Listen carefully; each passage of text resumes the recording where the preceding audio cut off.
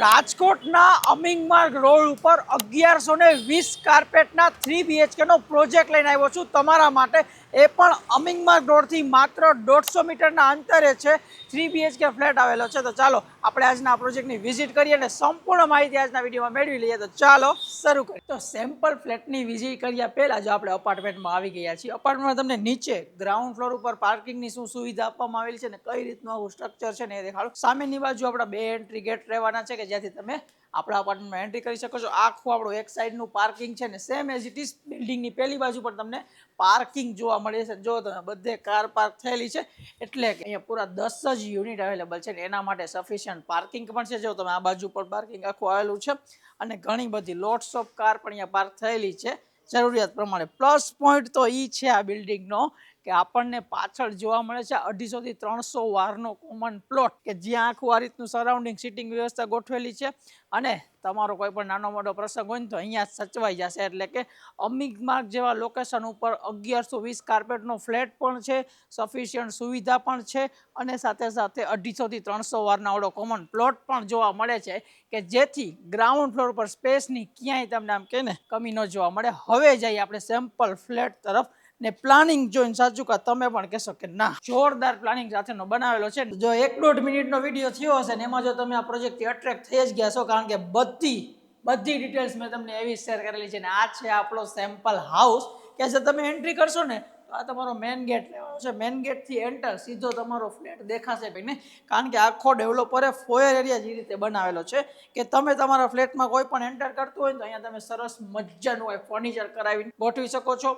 પર ફ્લોર ઉપર 2 જ યુનિટ છે એ રીતનું આખું રાખવામાં આવેલું છે। સામે 2 યુનિટ છે ને વચ્ચે એક ઓટો ડોર લિફ્ટ જોવા મળે છે।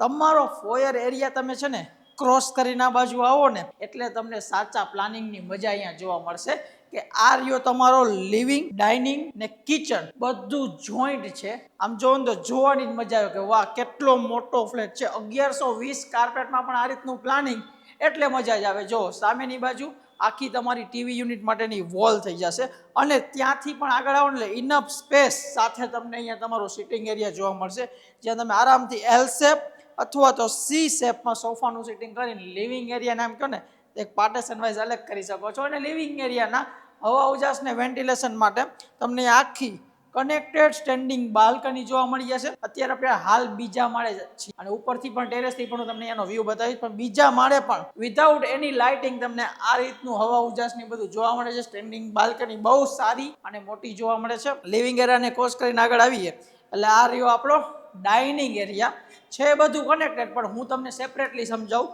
તો આ બાજુ તમારું 4 to 6 સીટરનું ડાઇનિંગ ટેબલ સેટ આઉટ થઈ જશે। એની એક્ઝેક્ટ સામે વોશ બેસિન માટેનું આ વોલમાં તમને એનું આપણે કહીએ ને તો પ્રોવિઝન આપેલું છે એ રીતનું અહીંયા વોશ બેસિન તમારું સેટ થઈ જશે અને ડાઇનિંગ એરિયાની પણ બાજુમાં સેમ જે આપણે કનેક્ટેડ સ્ટેન્ડિંગ બાલ્કની હવા ઉજાસ આ ફ્લેટનું કારણ જ છે કે આખું બધું કનેક્ટેડ આપ્યું છે ને એટલે દરેક વસ્તુમાં તમને આમ લાઇટિંગ ની કમ ઓછી હોય ને એવું લાગે। અને પછી વાત કરીએ કિચનની તો 3 BHK જનરલી 1000 થી 1100 માં બનતો હોય ને એના કિચન થોડા કોમ્પ્રોમાઇઝ હોય કાં તો એવી જગ્યાએ આવતા હોય કે ફૂલ અંધારું પડતું હોય કારણ કે બધી બાજુથી ફ્લેટ ઓપન દેવો ને એ બિલ્ડર કે ડેવલપરથી આમ કહે ને શક્ય વસ્તુ નથી। તો આ રહેવાનું છે તમારું કિચન એલ શેપમાં પ્લેટફોર્મ છે એ પણ જો સ્ટેન્ડિંગ બાલ્કનીનો ભાગ કવર કરેલો એટલે અંદરથી આખું ડેપ્થ બહુ સારી તમને જોવા મળી જશે। આખો તમે જો એલ શેપમાં મોટો બધો પ્લેટફોર્મ છે નીચે ફર્નિચર કરાવી શકો છો આ બાજુ ફર્નિચર કરાવી શકો છો અને કિચનમાં ઉભા રહ્યો ને તો જરાય અંધારું। આ બાજુ સર્વિસ પ્લેટફોર્મની સાઈઝ જો મેન પ્લેટફોર્મની હારોહાર આવે ને એટલી વિડ્થ વાળો આપણો સર્વિસ પ્લેટફોર્મ હું ઉભો રહ્યો ત્યાં ફ્રીજ રાખવા માટેની જગ્યા જોવા મળી જશે। તમારું વોશ બેસિન જોવા મળી જશે ત્યાં એક નાનકડી વિન્ડો જેથી પણ હવા ઉજાસ રહે અને બહાર આવો તો તમને જોવા મળશે તમારો સેપરેટેડ વોશ યાર્ડ એરિયા કે જે પણ કોમ્પેક્ટ સાઇઝમાં છે। શું કામ કારણ કે ડેવલપરે તમારા સ્ટોરેજનું ધ્યાન રાખીને વોશ એરિયાની બાજુમાં જ તમને સ્ટોરેજ એરિયા બનાવી દીધો છે। એમાં પણ પથ્થર નાખીને ટાઇલ્સ નાખી એટલે કે કિચનનો બધો એક્સ્ટ્રા સામાન રહ્યો ને તમારો આ સ્ટોરેજ એરિયામાં આવી જશે એ રીતનું છે। એક તો પ્રાઇમ લોકેશન કાર્પેટ સારો ને આ બધી વસ્તુનું ધ્યાન રાખેલું। હવે અહીંયા આવો જે આપણે વાત કરી હતી ને સામેનો રહ્યો ને તમારો અમિંગમાર્ગ રોડ તમને જોવા મળી જશે। નીચે આપણે પણ અહીંયા 30 કે 40 મેન રોડ છે જે અમિંગમાર્ગની એક્ઝેક્ટ પાછળ આવે છે એટલે જ કીધું હતું માત્ર ને માત્ર 150 મીટર દૂર છે અમિંગમાર્ગ। એટલે પ્રાઇમ લોકેશન અને પહેલો બેડરૂમની વાત કરીએ. હવે હજી એક ખાસ વાત, તમે આવી રીતના નાનું બિલ્ડિંગ જોતા હોય ને કે જ્યાં એક માળે એક માળે બે હોય, ત્યાં તમને રૂમ સાઇઝ નો જોવા મળે પ્રોપર ઘણી બધી વસ્તુ આમ જોઈને તો નો મજા આવે એવી હોય, પરંતુ આમાં લુક એટ ધેટ, એકવાર આ રૂમ સાઇઝ જો. હું તમને હજી પહેલો બેડરૂમ જ શોકેસ કરું છું. ફૂલ સાઇઝ નો તમારો માસ્ટર બેડરૂમ રહેવાનો છે, જેમાં પણ તમે જો વોર્ડરોબ માટેની જગ્યા ડેડિકેટેડ, તમે અહીંયાથી અહીંયા સુધીનો તમારો વોર્ડરોબ રાખી શકો છો. બેડ ક્યાં રાખવો, તો આ બે બોર્ડની વચ્ચે તમારો 6x6 નો પ્રોપર બેડ આવી જશે. અને આ રૂમ સૌથી અંદરનો આમ જો તો કહી શકીએ, ત્યાં પણ સરસ મજાની સ્ટેન્ડિંગ બાલ્કની રોડ સાઈડની, અને આ જ રીતનો કંઈક નેચરલ લાઇટિંગ ને હવા ઉજાસ જોવા મળશે, જેની એક્ઝેક્ટ સામે તમારું અટેચડ ટોયલેટ બાથરૂમ. થોડુંક અંધારું પડે તો આઈએસઓ વધારીને અમારા કેમેરામેન એડજસ્ટ કરશે, કારણ કે હું તમને સમજાવી શકું. વોશરૂમની સાઇઝ જો ફૂલ સાઇઝ છે. આ બાજુ આખો શાવર એરિયા ડિઝાઇન કરેલો છે, બધા સ્ટાન્ડર્ડ ફિટિંગ, તો પણ આટલી સ્પેસ છે.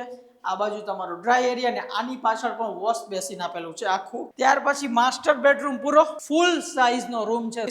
ત્યાર પછી પાછા તમે આખો કોરિડોર બ્રેક કરીને નહીં, ક્રોસ કરીને આ બાજુ આવે ને, હવે સેકન્ડ બેડ જો સાઇઝ. એક પણ રૂમ સાઇઝના મામલામાં નાનો, ફૂલ સાઇઝ, વોર્ડરોબ માટેની જગ્યા, બેડ એ પ્લેસ થઈ જાય આરામથી, તો પણ જગ્યા વધે. અને ક્રોસ વેન્ટિલેશન માટે એક વિન્ડો અહીંયા, જે પણ પાછળનો જે મેં તમને કોમન પ્લોટ બતાવ્યો ને એમાં ઓપન થાય છે, અને બીજી વિન્ડો મતલબ સ્ટેન્ડિંગ બાલ્કની સાથેની અહીંયા.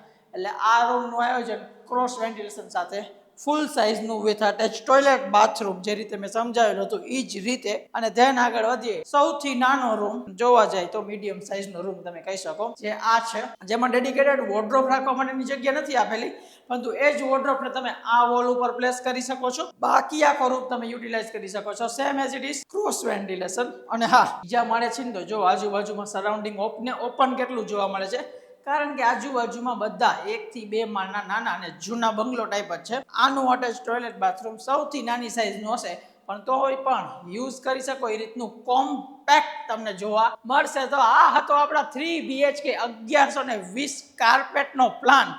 એક સિંગલ ટેકમાં આખો વિડીયો બનાવ્યો છે. જો ક્યાંય પણ કટ લીધો હોય તો તમે તમારે કહેજો મને, એટલે જોરદાર છે ને. હવે લોકેશન સમજીએ, ટેરેસ ઉપર. જેટલા પણ લોકો આ વિડીયો જોઈ રહ્યા છે ને, હવે આપણે ટેરેસ ઉપર આવી ગયા છીએ ને આખો કોમ્પેક્ટ સરાઉન્ડિંગ તમને એક આમ કહો ને તો વન એન્ડ ઓનલી ટેરેસ તમને જોવા મળે છે. ને અહીંયાથી આપણે શું કામ આવ્યા છીએ, તડકો ખાવા નથી આવ્યા, લોકેશનનો આઈડિયો તમને દઈ શકું ને એટલા માટે આવ્યા છીએ. જો કેમેરામેન આ બાજુ કેમેરો ફેરે એટલે સામે જ તમને નવા બનેલા ટ્વિન ટાવર દેખાશે. એટલે કે આ બાજુ આપણો એસ્ટ્રોન ચોક આવી ગયો, કાલાવા રોડ આવી ગયો, અમિંગ માર્ગ તમને દેખાડો જ છે. અને આપણા પ્રોજેક્ટની સરાઉન્ડિંગમાં તમને જોવા મળી જશે જૈન ટેમ્પલ, સ્વામિનારાયણ ટેમ્પલ, એટલે બધી જ રીતે કનેક્ટેડ છે આપણો આ પ્રોજેક્ટ. અને અહીંયા માત્ર લિમિટેડ યુનિટ્સ જ અવેલેબલ રહ્યા છે. એટલે જો તમારું બજેટ અમિંગ માર્ગના બજેટ પ્રમાણે બજેટ ફ્રેન્ડલી હોય ને તો આ પ્રોજેક્ટ તમારા માટે જ છે, કારણ કે બહુ એટલે હાઈ એક્સપેન્સિવ બજેટમાં નથી, એકદમ બજેટ ફ્રેન્ડલી રેટમાં અમુક યુનિટ્સ અવેલેબલ છે, તો જે તમારા માટે હું લઈને આવ્યો છું.